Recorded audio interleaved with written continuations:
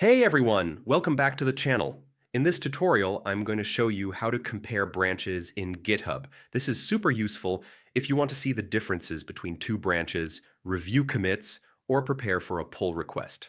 First, open your GitHub repository in your browser. Once you're inside the repository, go to the URL bar and type /compare/ at the end of your repository link, then press enter. You'll now be taken to the comparison page. Here, GitHub will show you a list of commits that exist in one branch but not in the other. This makes it really easy to track changes between branches. If you want to compare different branches, you can do this manually by selecting the branches from the drop-down menus on the page. Just pick the branch you want to compare from and the branch you want to compare to, and GitHub will automatically update the comparison for you. And that's it.